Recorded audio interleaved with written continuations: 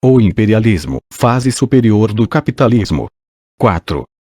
Vladimir Lenin. 3. O capital financeiro e a oligarquia financeira. Uma parte cada vez maior do capital industrial, escreve o Ferdinand, não pertence aos industriais que o utilizam. Podem dispor do capital unicamente por intermédio do banco, que representa, para eles, os proprietários desse capital. Por outro lado, o banco também se vê obrigado a fixar na indústria uma parte cada vez maior do seu capital. Graças a isto, converte-se, em proporções crescentes, em capitalista industrial. Este capital bancário, por conseguinte capital sob a forma de dinheiro, que por esse processo se transforma de fato em capital industrial, é aquilo a que chamo capital financeiro. Capital financeiro é o capital que se encontra à disposição dos bancos e que os industriais utilizam. Esta definição não é completa porque não indica um dos aspectos mais importantes: o aumento da concentração da produção e do capital em grau tão elevado que conduz, e tem conduzido, ao monopólio. Mas em toda a exposição de Ferdinand em geral, e em particular nos capítulos que precedem aquele de onde retiramos esta definição, sublinha-se o papel dos monopólios capitalistas. Concentração da produção. Monopólios que resultam da mesma fusão ou junção dos bancos com a indústria. Tal é a história do aparecimento do capital financeiro e daquilo que este conceito encerra.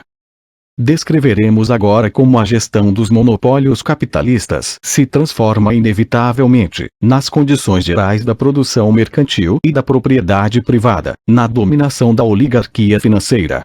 Assinalemos que as figuras representativas da ciência burguesa alemã, e não só da alemã, tais como Riesser, Schussiger e Wernitz, Liefman, etc., são todas apologistas do imperialismo e do capital financeiro. Não põem a descoberto, antes dissimulam e embelezam, o mecanismo da formação das oligarquias, os seus processos, a importância dos seus rendimentos lícitos e ilícitos, as suas relações com os parlamentos, etc., etc. Fogem às questões malditas por meio de frases altissonantes e obscuras, e de apelos ao sentido da responsabilidade dos diretores dos bancos. Por meio de elogios ao sentimento do dever dos funcionários prussianos, por meio da análise uma séria e pormenorizada de projetos de lei nada sério sobre a inspeção e a regulamentação, por meio de infantes jogos teóricos, tais como a seguinte definição científica que chegou o professor Liefman. O comércio é uma atividade profissional destinada a reunir bens, conservá-los e pô-los à disposição em itálico e em negro na obra do professor. Daqui resulta que o comércio existia entre os homens primitivos, que não conheciam ainda a troca, e que também existirá na sociedade socialista. Mas os monstruosos fatos relativos à monstruosa dominação da oligarquia financeira são tão evidentes que em todos os países capitalistas, na América, na França, na Alemanha, surgiu uma literatura que, embora adotando o ponto de vista burguês, traça um quadro aproximadamente exato, e faz uma crítica, pequeno burguesa, naturalmente, da oligarquia financeira. Há que dedicar uma atenção primordial ao sistema de participação, do qual já falamos acima sucintamente. Eis como expõe a essência do assunto o economista alemão Heinemann, que foi um dos primeiros, se não o primeiro, a prestar-lhe atenção. O dirigente controla a sociedade fundamental, literalmente, a sociedade mãe. Esta, por sua vez, exerce o domínio sobre as sociedades que dependem dela, sociedades filhas. Estas últimas, sobre as sociedades netas, etc. É possível, deste modo, sem possuir um capital muito grande, dominar ramos gigantescos da produção. Com efeito, se a posse de 50% do capital é sempre suficiente para controlar uma sociedade anônima, basta que o dirigente possua apenas 1 milhão para estar em condições de controlar 8 milhões do capital das sociedades netas. E se este entrelaçamento vai ainda mais longe, com 1 milhão podem-se controlar 16 milhões, 32 milhões, etc. Com efeito, a experiência demonstra que basta possuir 40% das ações para dirigir os negócios de uma sociedade anônima, pois uma certa parte dos pequenos acionistas, que se encontram dispersos, não tem na prática possibilidade alguma de assistir às assembleias gerais, etc. A democratização da posse das ações, de que os sofistas burgueses e os pretensos sociais-democratas oportunistas esperam, ou dizem que esperam, a democratização do capital, o aumento do papel e importância da pequena produção, etc., é na realidade um dos meios de reforçar o poder da oligarquia financeira.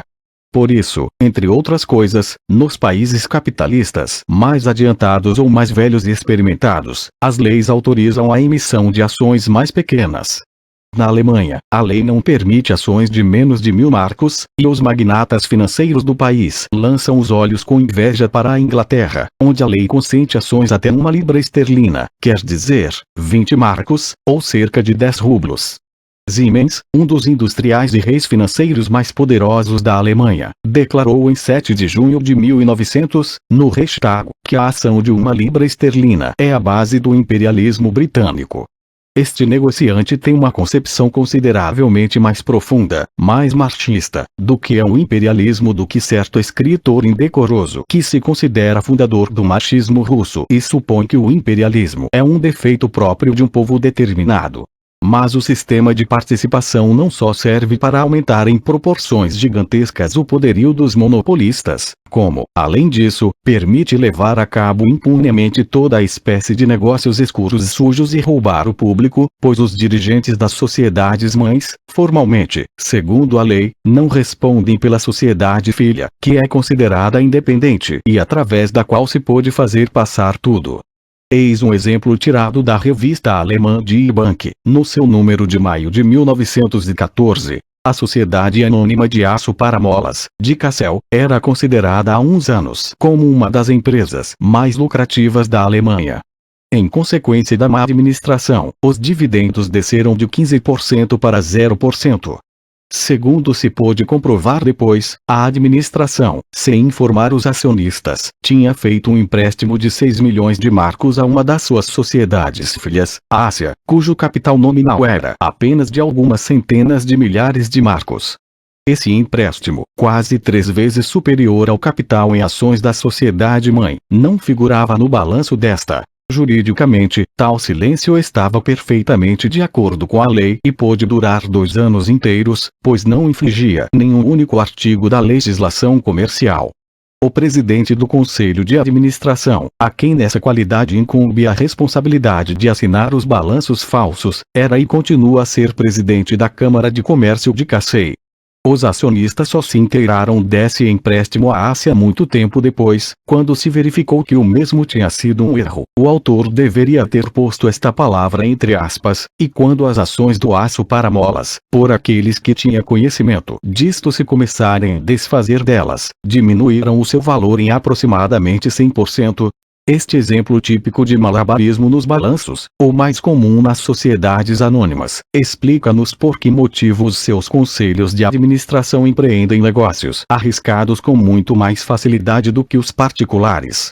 A técnica moderna de elaboração dos balanços não só lhes oferece a possibilidade de ocultar a operação arriscada ao acionista médio, como permite mesmo aos principais interessados livrarem-se da responsabilidade mediante a venda oportuna das suas ações no caso de a experiência fracassar, ao passo que o negociante particular arrisca a sua pele em tudo quanto faz. Os balanços de muitas sociedades anônimas parecem-se com os palimpsestos da Idade Média, dos quais era preciso apagar o que estava escrito para se descobrir sinais que tinham sido escritos por baixo e que representavam o conteúdo real do documento. O palimpsesto era um pergaminho do qual o texto primitivo tinha sido apagado para escrever de novo. O meio mais simples e por isso mais vulgarmente utilizado para tornar um balanço indecifrável consiste em dividir uma empresa em várias partes por meio da criação de filiais ou a incorporação de estabelecimentos do mesmo gênero. As vantagens deste sistema, do ponto de vista dos diversos fins, legais e ilegais, são tão evidentes que na atualidade as grandes sociedades que não o adotaram constituem uma verdadeira exceção. Como exemplo de empresa monopolista de grande importância que aplica, em grande escala, o referido sistema, o autor cita a famosa Sociedade Geral de Eletricidade, a EGA, da qual voltaremos a falar mais adiante. Em 1912 calculava-se que esta sociedade participava noutras 175 a 200, dominando-as, é claro, e controlando assim um capital total de cerca de 1.500 milhões de marcos.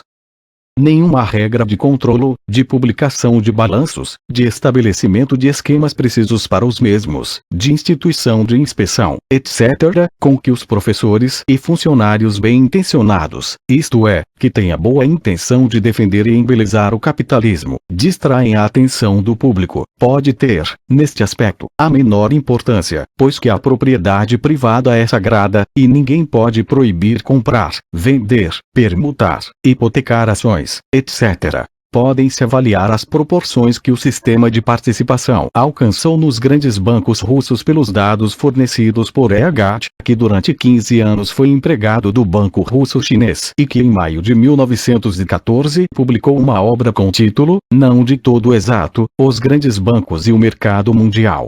O autor divide os grandes bancos russos em dois grupos fundamentais. A. Os que funcionam segundo o sistema de participação e B. Os independentes entendendo, contudo, arbitrariamente por independência a independência em relação aos bancos estrangeiros. O autor divide o primeiro grupo em 3 subgrupos. 1. Participação alemã, 2. Inglesa e 3. Francesa, referindo-se à participação e ao domínio dos grandes bancos estrangeiros da nação em causa. Divide os capitais dos bancos em capitais de investimento produtivo no comércio e na indústria, e de investimento especulativo, nas operações bolsistas e financeiras, supondo, de acordo com o ponto de vista pequeno burguês reformista que lhe é próprio, que é possível sob o capitalismo separar a primeira forma de investimento da segunda e suprimir esta última. Os dados do autor são os seguintes.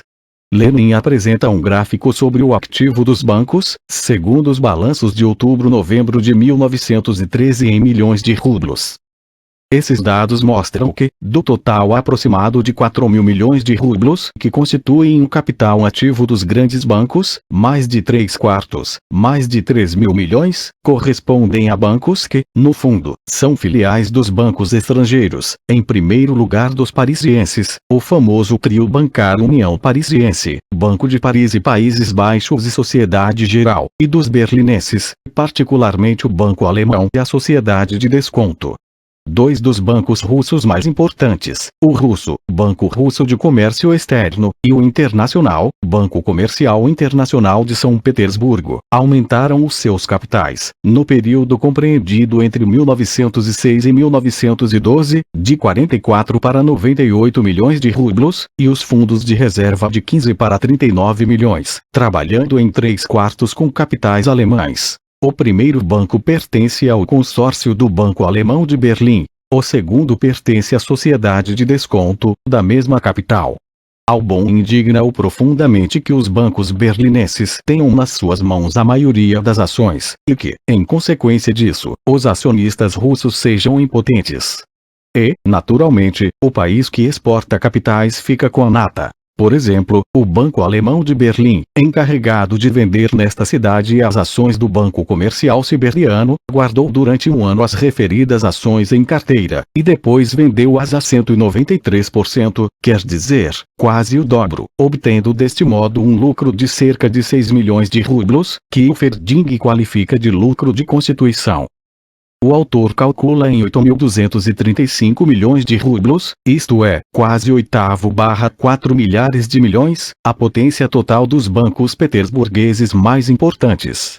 Quanto à participação ou, melhor dizendo, ao domínio dos bancos estrangeiros, estabelece-o nas proporções seguintes. Bancos franceses, 55%. Ingleses, 10%. Alemães, 35%.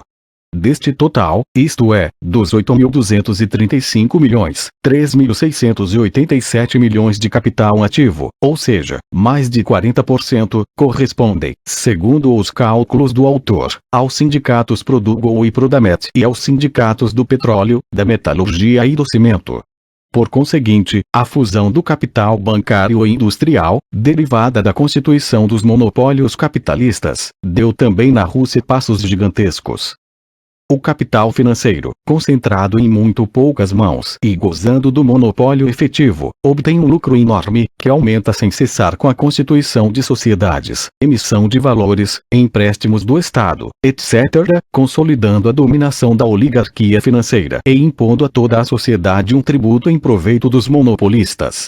Eis um dos exemplos dos métodos de administração dos trusts americanos, citado por Ilferding. Em 1887, a Weimar constituiu o Trust do Açúcar mediante a fusão de 15 pequenas companhias, cujo capital total era de $6,500,000.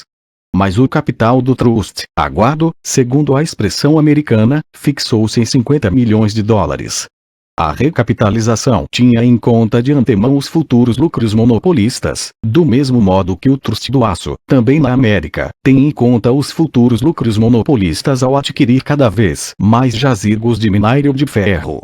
E, com efeito, o Trust do Açúcar fixou preços de monopólio e recebeu lucros tais que pôde pagar um dividendo de 10% ao capital 7 vezes aguardo, quer dizer, quase 70% sobre o capital efetivamente investido no momento da constituição do Trust.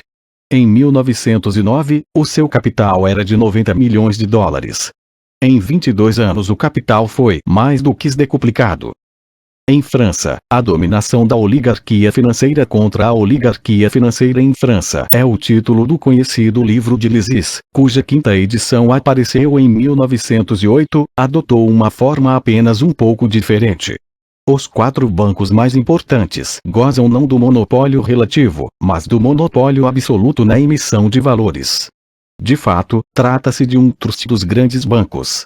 E o monopólio garante lucros monopolistas das emissões. Ao fazerem-se os empréstimos, o país que os negocia não recebe habitualmente mais de 90% do total. Os restantes 10% vão parar aos bancos e demais intermediários. O lucro dos bancos no empréstimo russo-chinês de 400 milhões de francos foi de 8%. No russo, 1904, de 800 milhões, foi de 10%. No marroquino, 1904, de 62,5 milhões, foi de 18,75%. O capitalismo, que iniciou seu desenvolvimento com o pequeno capital usurário, chega ao fim deste desenvolvimento com um capital usurário gigantesco. Os franceses são os usurários da Europa, diz Lisis. Todas as condições da vida econômica sofrem uma modificação profunda em consequência desta degeneração do capitalismo. No estado de estagnação da população, da indústria, do comércio e dos transportes marítimos, o país pode enriquecer por meio das operações usurárias. 50 pessoas, que representam um capital de 8 milhões de francos, podem dispor de 2.000 milhões colocados em 4 bancos. O sistema de participação que já conhecemos conduz às mesmas consequências. Um dos bancos mais importantes, a Sociedade Geral, Société Générale, emitiu 64 mil obrigações da sociedade filha, as refinarias de açúcar do Egito. O curso da emissão era de 150%, quer dizer, o banco embolsava um lucro de 50 cêntimos por cada franco. Os dividendos da referida sociedade revelaram-se fictícios, o público perdeu de 90 a 100 milhões de francos. Um dos diretores da Sociedade Geral era membro do Conselho de Administração das Refinarias. Nada tem de surpreendente que o autor se veja obrigado a chegar à seguinte conclusão: a República Francesa é uma monarquia financeira. A onipotência da oligarquia financeira é absoluta, domina a imprensa e o governo. Os lucros excepcionais proporcionados pela emissão de valores, como uma das operações principais do capital financeiro, contribuem muito para o desenvolvimento e consolidação da oligarquia financeira. No interior do país, não há nenhum negócio que dê, nem aproximadamente, um lucro tão elevado como servir de intermediário para a emissão de empréstimos estrangeiros, diz a revista alemã Die Bank. Não há nenhuma operação bancária que produza lucros tão elevados como as emissões. Na emissão de valores das empresas industriais, segundo os dados de um economista alemão, o lucro médio anual foi o seguinte: Lenin apresenta um gráfico sobre o lucro médio de 1895 até 1897. Em 10 anos, de 1891 a 1900, a emissão de valores industriais alemães produziu um lucro de mais de 1.000 milhões. Se os lucros do capital financeiro são desmedidos durante os períodos de ascenso industrial, durante os períodos de depressão arruinam-se as pequenas empresas e as empresas pouco fortes, enquanto os grandes bancos participam na aquisição das mesmas a baixo preço, ou no seu lucrativo saneamento e reorganização. Ao efetuar-se o saneamento das empresas deficitárias, o capital em ações sofre uma baixa, isto é, os lucros são distribuídos sobre um capital menor, e calculam-se depois com base nesse capital. Ou, se a rendibilidade fica reduzida a zero, incorpora-se novo capital que, ao unir-se com um capital velho, menos lucrativo, produz já um lucro suficiente. Convém dizer, acrescentei Ferdinand, que todos esses saneamentos e reorganizações têm uma dupla importância para os bancos. Primeiro como operação lucrativa, e segundo como ocasião propícia para colocar sob a sua dependência essas sociedades necessitadas. Eis um exemplo. O da Sociedade Anônima Mineira União, de Dortmund, fundada em 1872. Foi emitido um capital em ações de cerca de 40 milhões de marcos, e, quando no primeiro ano se recebeu um dividendo de 12%, o curso elevou-se até 170%. O capital financeiro ficou com a nata, embolsando a bagatela de uns 28 milhões de marcos.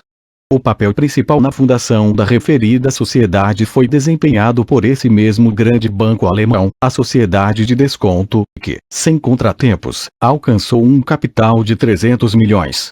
Os dividendos da União desceram depois até desaparecerem.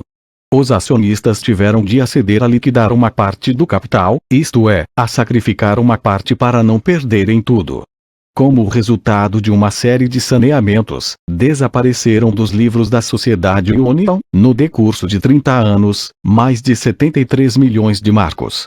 Atualmente, os acionistas fundadores dessa sociedade têm nas suas mãos apenas 5% do valor nominal das suas ações. E em cada novo saneamento os bancos continuaram a ganhar alguma coisa.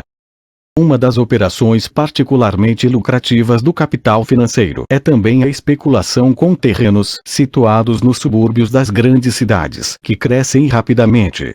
O monopólio dos bancos funde-se neste caso com o monopólio da renda da terra e com o monopólio das vias de comunicação, pois o aumento dos preços de terrenos, a possibilidade de os vender vantajosamente por parcelas, etc., dependem principalmente das boas vias de comunicação com a parte central da cidade, as quais se encontram nas mãos de grandes companhias, ligadas a esses mesmos bancos mediante o sistema de participação e da distribuição dos cargos diretivos.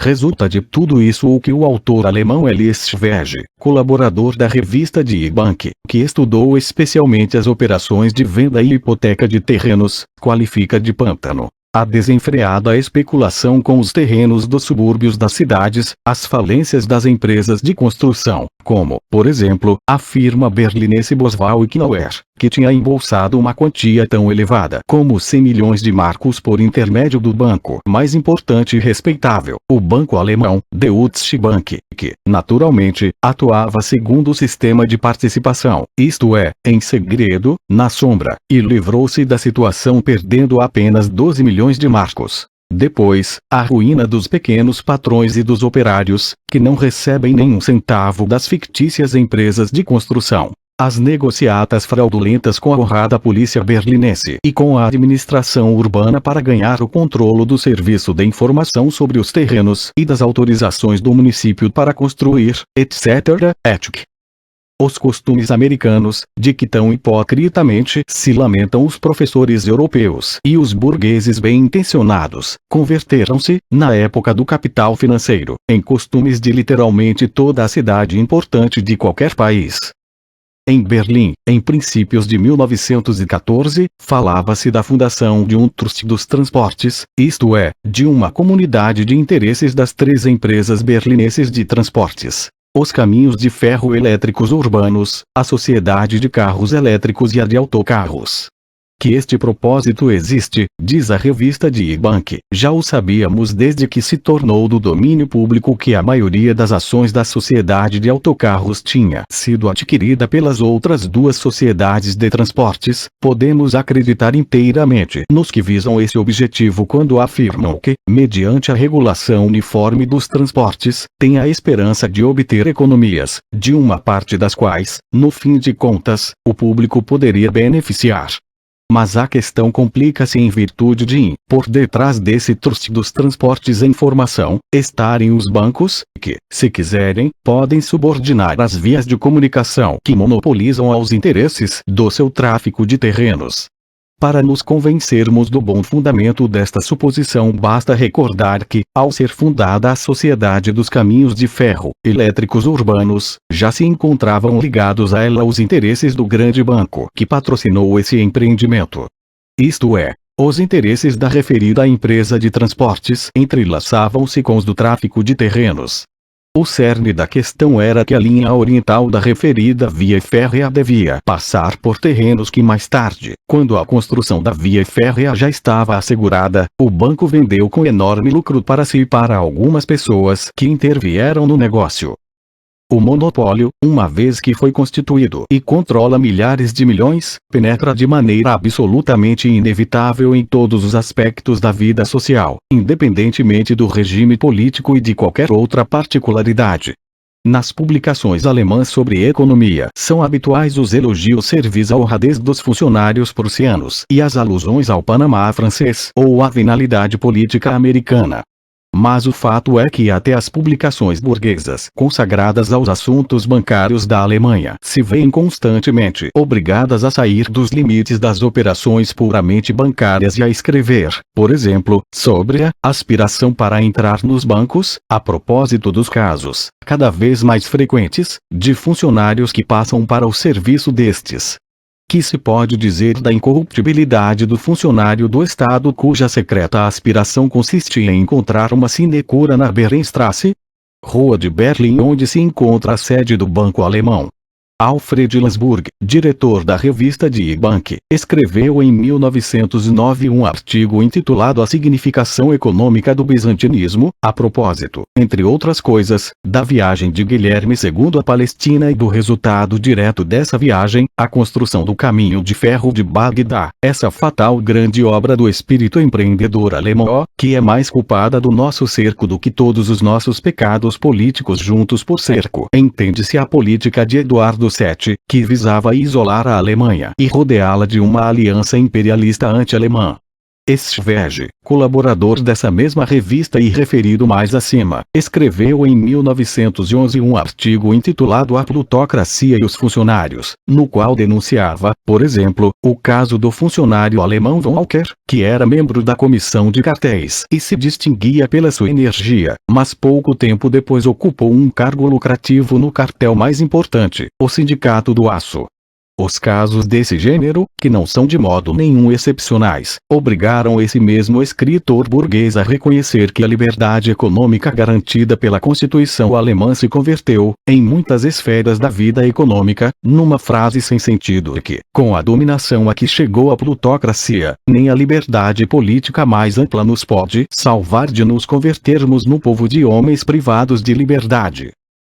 No que se refere à Rússia, limitar-nos-emos a um só exemplo. Há alguns anos, todos os jornais deram a notícia de que Davidov, diretor do Departamento de Crédito, abandonava o seu lugar nesse organismo do Estado para entrar ao serviço de um banco importante, com um vencimento que, ao fim de alguns anos, deveria representar, segundo o contrato, uma soma de mais de 1 milhão de rublos. O Departamento de Crédito é uma instituição destinada a unificar a atividade de todos os estabelecimentos de crédito do Estado e que fornece subsídios aos bancos da capital no valor de 800 a 1.000 milhões de rublos. É próprio do capitalismo em geral separar a propriedade do capital da sua aplicação à produção, separar o capital dinheiro do industrial ou produtivo, separar o rentier, que vive apenas dos rendimentos provenientes do capital dinheiro, do empresário e de todas as pessoas que participam diretamente na gestão do capital. O imperialismo, ou o domínio do capital financeiro, é o capitalismo no seu grau superior, em que essa separação adquire proporções imensas. O predomínio do capital financeiro sobre todas as demais formas do capital implica o predomínio do rentier e da oligarquia financeira, a situação destacada de uns quantos estados de poder financeiro em relação a todos os restantes. O volume deste processo dá-nos a conhecer os dados estatísticos das emissões de toda a espécie de valores. No boletim do Instituto Internacional de Estatística, a Neimark publicou os dados mais pormenorizados, completos e susceptíveis de comparação sobre as emissões em todo o mundo, dados que depois foram reproduzidos muitas vezes parcialmente nas publicações econômicas. Eis os dados correspondentes a 4 decênios. Lenin apresenta um gráfico do total das emissões, em milhares de milhões de francos em cada 10 anos. Na década de 1870 o total das emissões aparece elevado em todo o mundo, particularmente pelos empréstimos, em relação com a Guerra Franco-Prussiana e com a Grunderzeit que se lhe seguiu na Alemanha. Em geral, o aumento é relativamente lento, durante os 3 últimos decênios do século XIX, e só no primeiro decênio do século XX atinge grandes proporções, quase duplicando em 10 anos. Os começos do século XX constituem, pois, uma época de viragem, não só do ponto de vista do crescimento dos monopólios, cartéis, sindicatos, trusts, de que já falamos, mas também do ponto de vista do crescimento do capital financeiro. Desses dados vê-se imediatamente com que força se destacam os 4 países capitalistas mais ricos, que dispõem aproximadamente de 100 a 150 mil milhões de francos em valores. Desses 4, 2, Inglaterra e França, são os países capitalistas mais velhos e, como veremos, os mais ricos em colônias. Os outros 2, os Estados Unidos e a Alemanha, são países capitalistas avançados pela rapidez de desenvolvimento e pelo grau de difusão dos monopólios capitalistas na produção. Os 4 juntos têm 479 mil milhões de francos, isto é, cerca de 80% do capital financeiro mundial.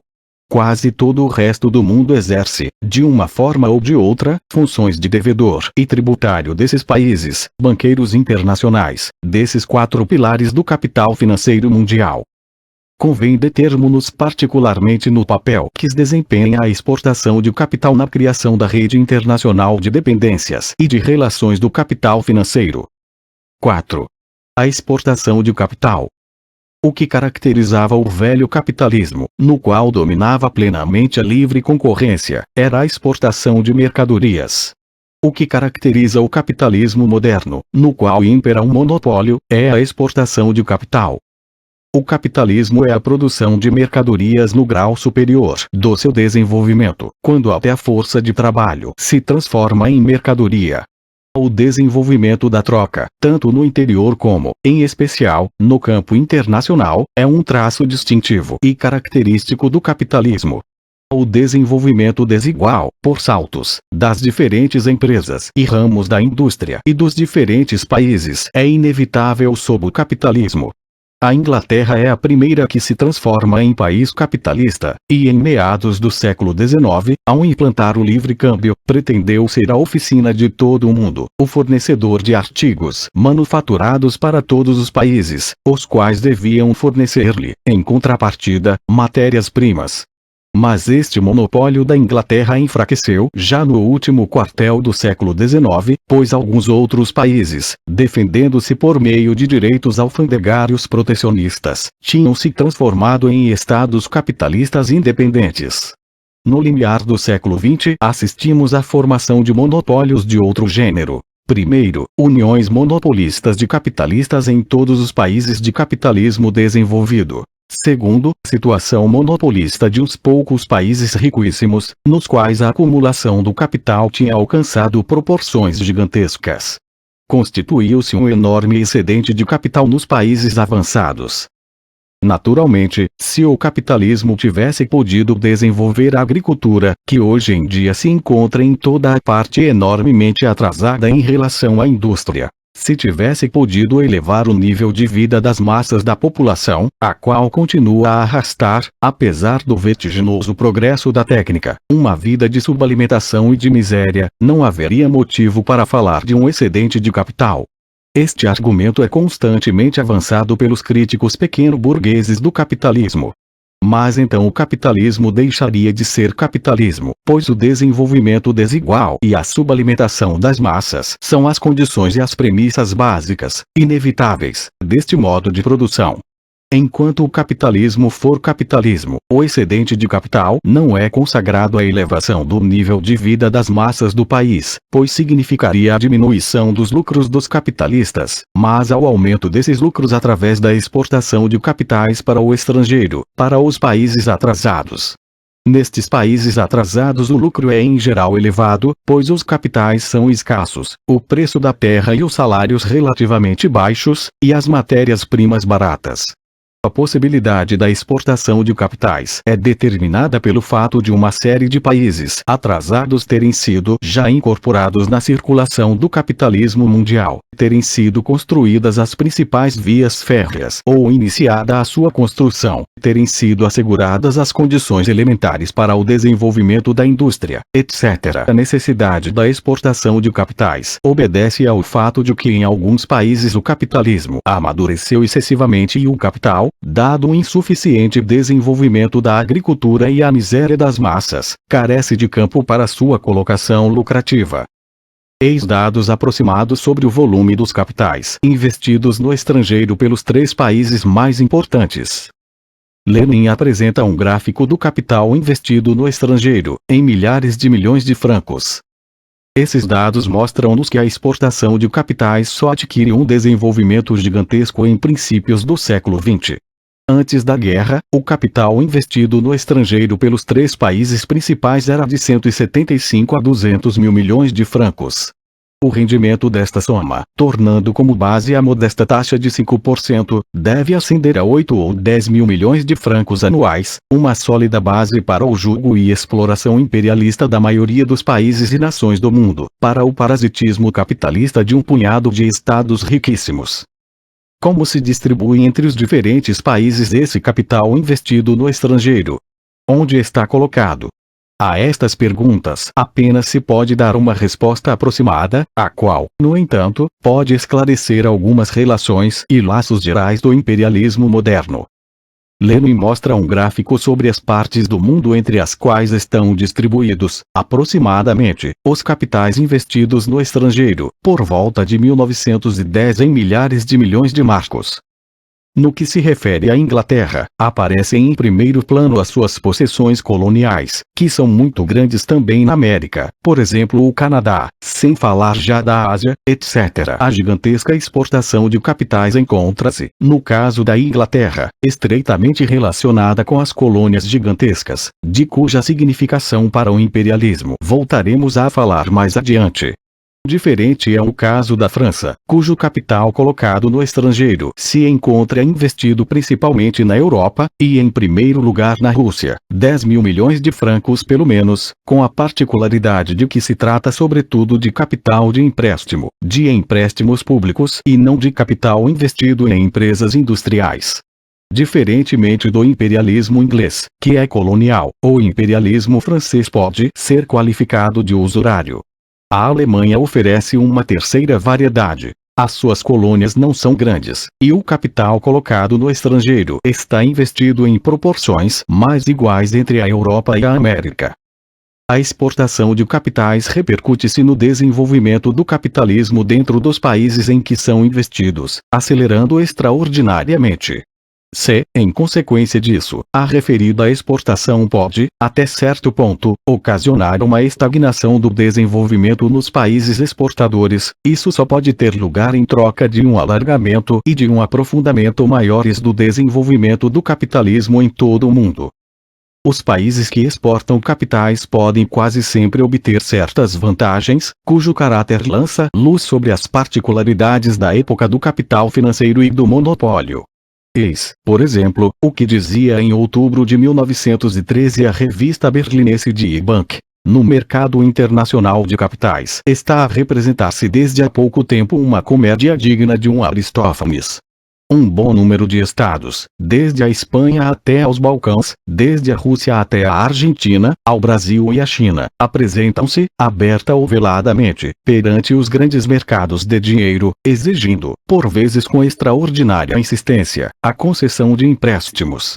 Os mercados de dinheiro não se encontram atualmente numa situação muito brilhante, e as perspectivas políticas não são animadoras. Mas nenhum dos mercados monetários se decide a negar o empréstimo com receio de que o vizinho se adiante, o conceda e, ao mesmo tempo, obtenha certos serviços em troca do serviço que presta. Nas transações internacionais deste gênero, o credor obtém quase sempre algo em proveito próprio. Um favor no tratado de comércio, uma base mulheira, a construção de um porto, uma concessão lucrativa ou uma encomenda de canhões. O capital financeiro criou a época dos monopólios. E os monopólios trazem sempre consigo os princípios treonopolistas. A utilização das relações para as transações proveitosas substitui a concorrência no mercado aberto.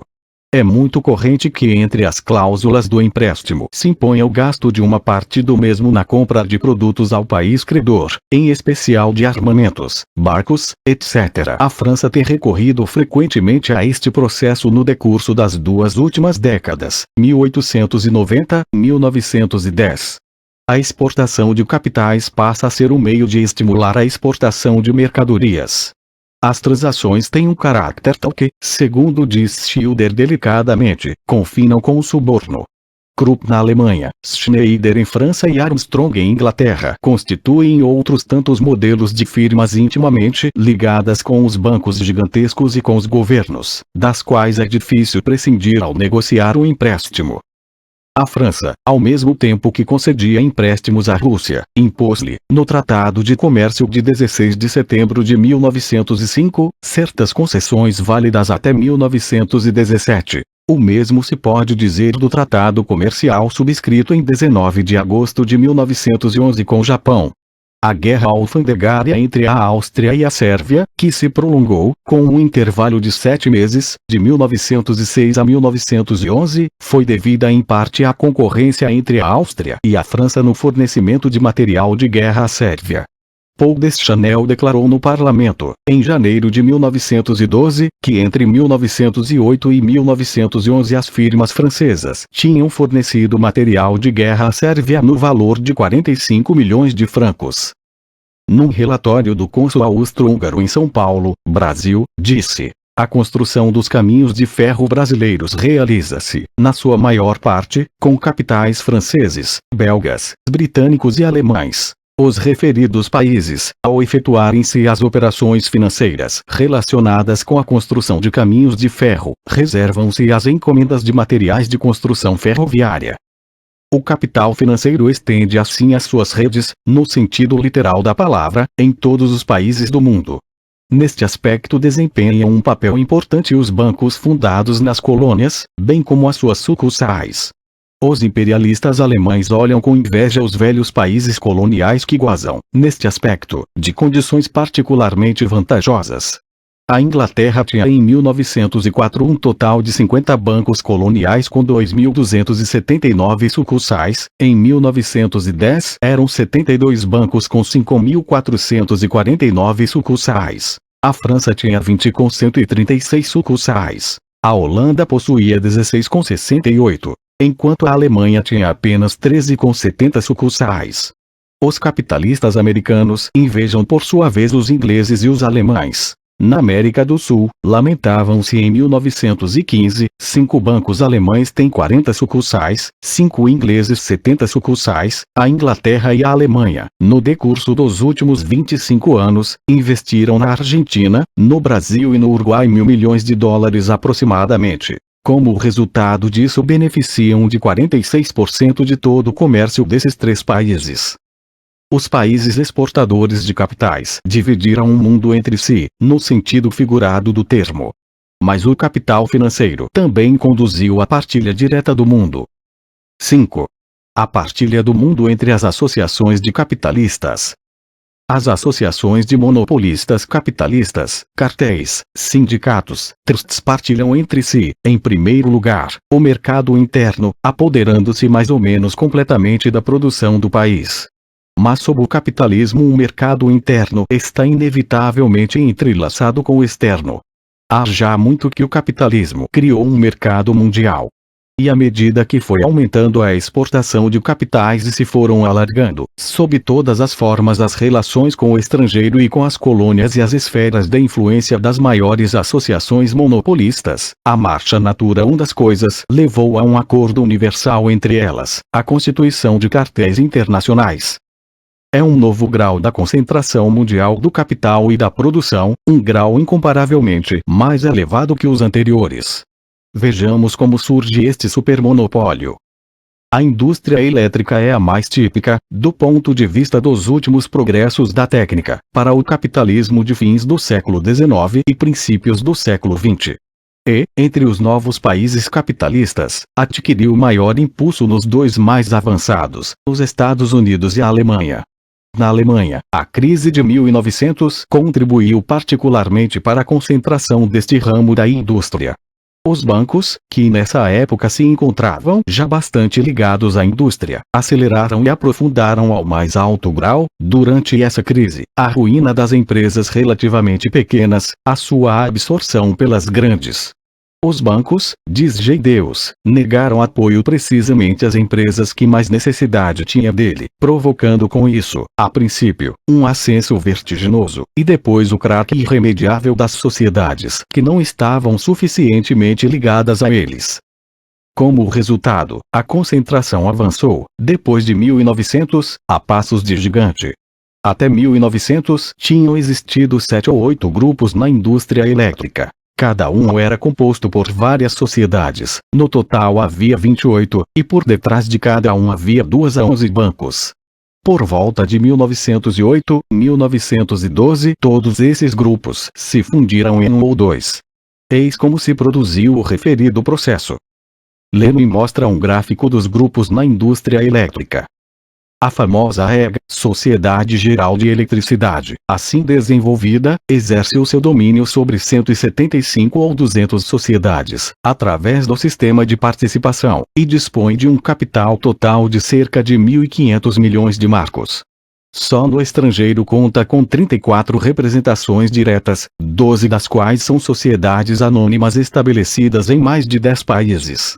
Já em 1904 calculava-se que os capitais investidos pela indústria elétrica alemã no estrangeiro ascendiam a 233 milhões de marcos, dos quais 62 milhões na Rússia. Escusado será dizer que a Sociedade Geral de Eletricidade constitui uma gigantesca empresa combinada, só o número das suas sociedades fabrica de 16, que produz os mais variados artigos, desde cabos e isoladores até automóveis e aparelhos de aviação. Mas a concentração na Europa foi também um elemento integrante no processo de concentração nos Estados Unidos. Eis como ele se produziu. Lenin mostra um gráfico da Companhia Geral de Eletricidade, General Electric Co. Deste modo se formaram 2 potências elétricas. É impossível encontrar no mundo uma única sociedade elétrica que seja completamente independente delas, diz Enig no seu artigo Os Caminhos do Trust da Eletricidade. Os números seguintes dão uma ideia, que está muito longe de ser completa, das proporções do volume de negócios e da dimensão das empresas de ambos os trusts. E eis que em 1907, entre o trust americano e o trust alemão se estabeleceu um acordo para a partilha do mundo. Foi suprimida a concorrência. A GEC recebeu os Estados Unidos e o Canadá. A EG couberam a Alemanha, a Áustria, a Rússia, a Holanda, a Dinamarca, a Suíça, a Turquia e os Balcãs. Firmaram-se acordos especiais, naturalmente secretos, em relação às filiais, que penetram em novos ramos da indústria em países novos, ainda não incluídos formalmente na partilha. Estabeleceu-se o intercâmbio de invenções e experiências. Compreende-se perfeitamente até que ponto é difícil a concorrência com este trust, realmente único, mundial, que dispõe de um capital de milhares de milhões, e tem as suas sucursais, representações, agências, relações, etc., em todos os cantos do mundo. Mas a partilha do mundo entre 2 trusts fortes não exclui, naturalmente, uma nova partilha, no caso de se modificar a correlação de forças em consequência da desigualdade do desenvolvimento, das guerras, dos craques, etc. A indústria do petróleo oferece-nos um exemplo elucidativo de uma tentativa de nova partilha deste gênero, da luta para o conseguir.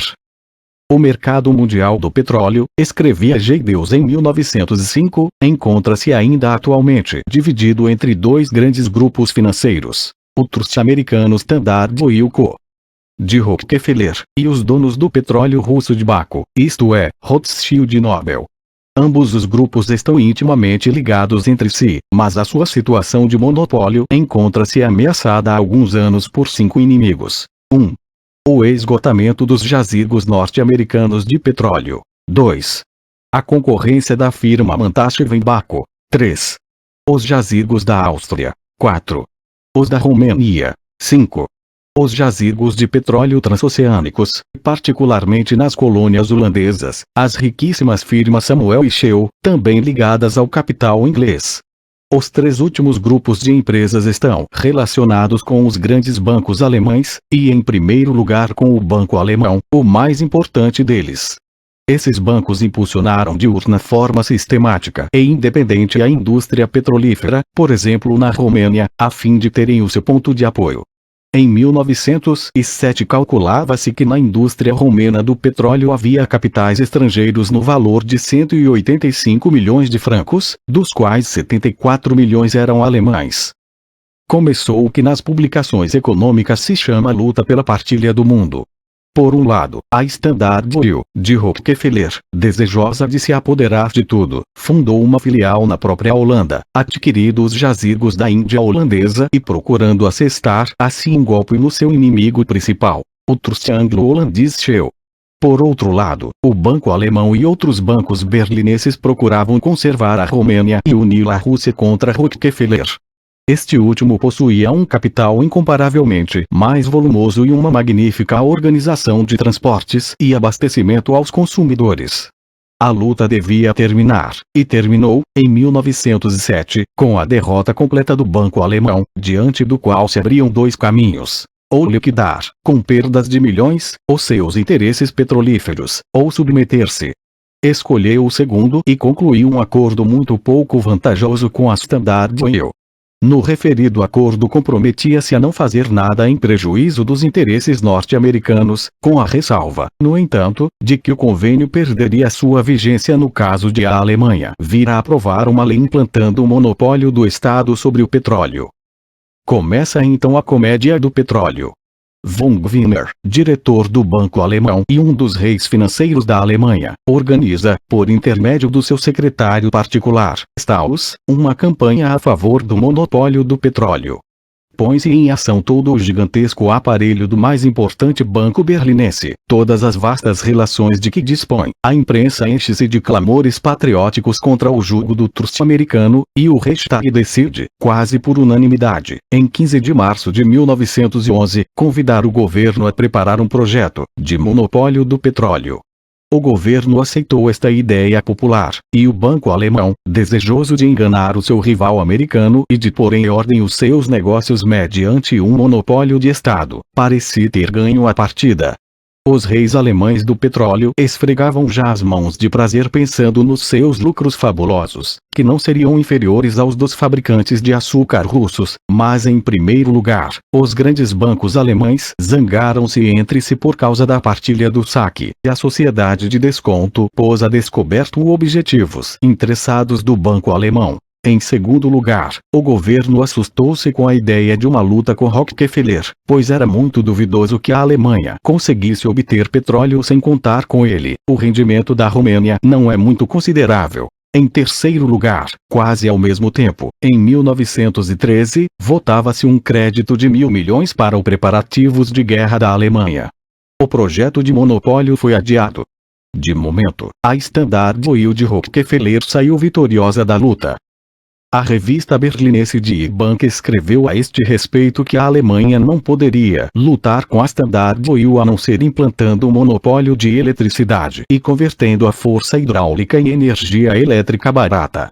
Mas, acrescentava, o monopólio da eletricidade virá quando dele necessitarem os produtores. Quando nos encontrarmos em vésperas de outro grande craque, desta vez na indústria elétrica, e quando já não puderem funcionar com lucro as gigantescas e caras centrais elétricas que os consórcios privados da indústria elétrica estão agora construindo em toda parte e para as quais estão a obter já diversos monopólios dos municípios, dos estados, etc. Será necessário então pôr em marcha as forças hidráulicas, mas não será possível convertê-las em eletricidade barata por conta do estado, tornando-se necessário entregá-las também a um monopólio privado submetido ao controlo do Estado, pois a indústria privada já conclui bastantes transações e estipulou grandes indenizações. Assim aconteceu com o monopólio do petróleo e assim será com o monopólio da eletricidade.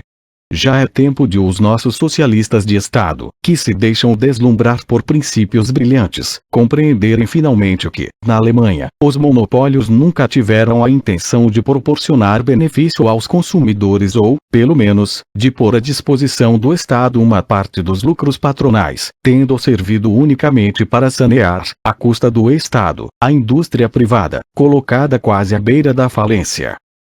Tais são as valiosas confissões que se veem obrigados a fazer os economistas burgueses da Alemanha. Por aqui vemos claramente como, na época do capital financeiro, os monopólios de Estado e os privados se entrelaçam, formando um todo, e como tanto uns como outros não são na realidade mais do que diferentes elos da luta imperialista travada pelos maiores monopolistas pela partilha do mundo. Na marinha mercante, o gigantesco processo de concentração conduziu também à partilha do mundo. Na Alemanha destacaram-se duas grandes sociedades, Hamburg América e a Lloyd da Alemanha do Norte, com um capital de 200 milhões de marcos, ações e obrigações, cada uma, e possuindo barcos no valor de 185 a 189 milhões de marcos. Por outro lado, foi fundado na América, em 1 de janeiro de 1903, o chamado Trust Morgan, a Companhia Internacional de Comércio Marítimo, que agrupa 9 companhias de navegação americanas e inglesas, e dispõe de um capital de 120 milhões de dólares, 480 milhões de marcos. Já em 1903 foi assinado um contrato sobre a partilha do mundo entre os colossos alemães e esse trust anglo-americano no que se refere à partilha dos lucros. As sociedades alemãs renunciaram a entrar em concorrência nos transportes entre a Inglaterra e a América. Fixaram-se taxativamente os portos reservados a cada um, criou-se um comitê de controlo comum, etc. O contrato foi concluído para 20 anos, com a prudente reserva de que perderia a validade em caso de guerra. É também extraordinariamente elucidativa a história da constituição do Cartel Internacional dos Carris de Ferro. A primeira vez que as fábricas de carris inglesas, belgas e alemãs tentaram constituir o referido cartel foi em 1884, no período de depressão industrial muito grave. Estabeleceram um acordo para os subscritores do pacto não competirem nos mercados internos dos respectivos países, e os mercados externos foram distribuídos na proporção seguinte: Inglaterra 66%, Alemanha 27% e Bélgica 7%. A Índia ficou inteiramente à disposição da Inglaterra. Fez-se a guerra em comum a uma companhia inglesa que tinha ficado à margem do acordo. Os gastos dessa guerra foram cobertos com uma percentagem das vendas gerais. Mas em 1886, quando duas firmas inglesas se retiraram do cartel, este desmoronou-se. É eloquente o fato de o acordo não ter sido possível durante os períodos de prosperidade industrial que se seguiram. Em princípios de 1904 foi fundado o Sindicato do Aço da Alemanha.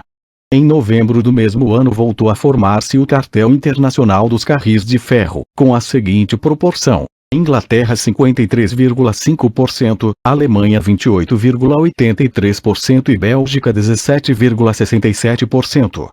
Mais tarde foi incorporada a França com 4,8%, 5,8% e 6,4% no primeiro, segundo e terceiro anos respectivamente, além dos 100%, quer dizer, calculando sobre um total de 104,8%, e assim sucessivamente.